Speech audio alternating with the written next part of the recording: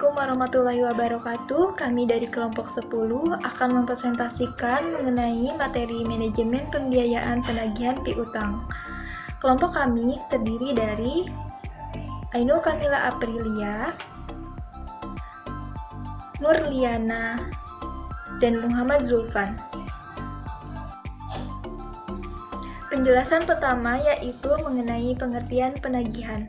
Penagihan sendiri merupakan penginformasian atau pengingatan kepada pihak yang bersangkutan bahwa pihak yang bersangkutan atau pihak tertagih tersebut mempunyai kewajiban untuk membayar hutang kepada pihak penagih. Kemudian, pengertian piutang. Piutang sendiri mempunyai pengertian dalam arti luas, merupakan semua hak atau klaim terhadap pihak lain atas uang, jasa, atau barang. Sedangkan dalam arti sempitnya, yaitu berupa klaim yang diharapkan akan segera diselesaikan melalui pembayaran kas. Kemudian, piutang sendiri menurut Kamus Bahasa Indonesia, piutang merupakan penagihan uang perusahaan kepada pelanggan yang diharapkan akan dilunasi dalam waktu paling lama itu 1 tahun sejak tanggal keluarnya penagihan. Kemudian, penagihan piutang itu merupakan masalah suatu perusahaan atau instansi yang sering dijumpai karena banyaknya penjualan meningkat, namun karena pilihan pembayarnya itu bisa diangsur atau ditagihkan, membuat arus kas pembayaran itu menjadi negatif. Kemudian piutang sendiri itu mempunyai penyebab timbulnya piutang sendiri itu yaitu naiknya piutang sedangkan penjualan tidak berubah. Kemudian turunnya penjualan dan naiknya piutang. Yang ketiga yaitu turunnya penjualan piutang yang tetap. Kemudian yang keempat itu turunnya piutang diikuti turunnya penjualan dengan jumlah yang lebih besar. Kemudian yang kelima yaitu naiknya penjualan diikuti naiknya piutang dengan jumlah yang lebih besar.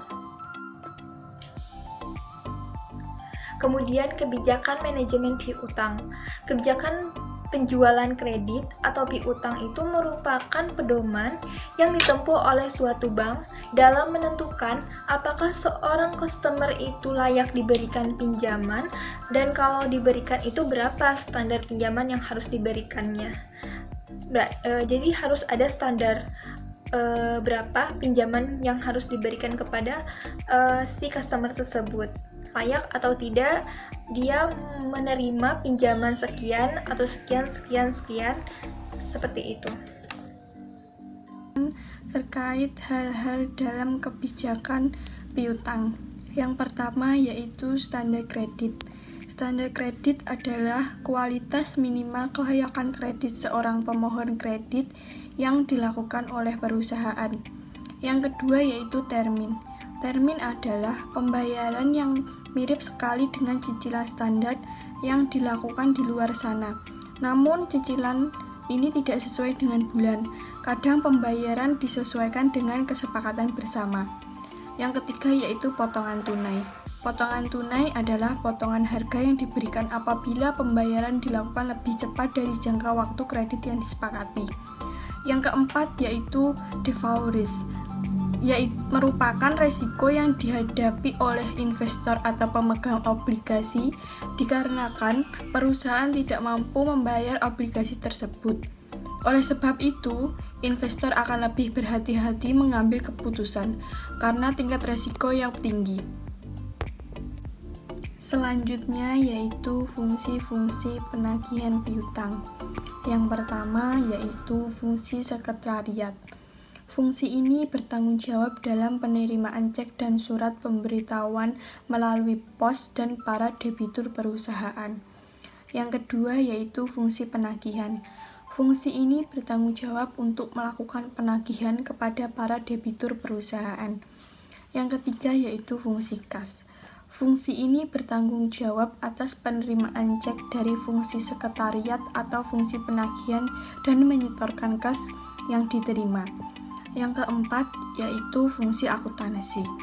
Fungsi ini bertanggung jawab dalam pencatatan penerimaan kas dari piutang ke dalam jurnal penerimaan kas dan berkurangnya piutang ke dalam kartu piutang. Dan fungsi ini berada di tangan bagian akuntansi. Yang kelima yaitu fungsi pemeriksa.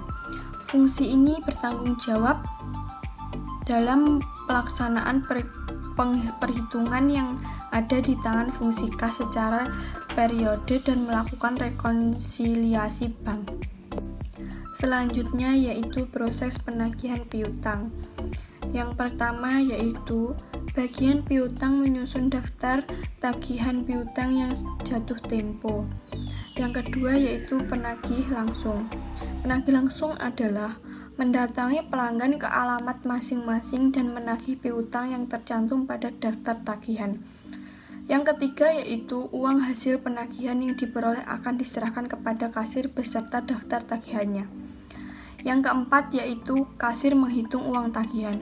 Apabila sudah cocok dengan daftar tagihan, maka daftar tagihan tersebut akan diberi cap. Yang kelima yaitu penagihan akan menyerahkan daftar tagihan ke bagian piutang dan akuntansi.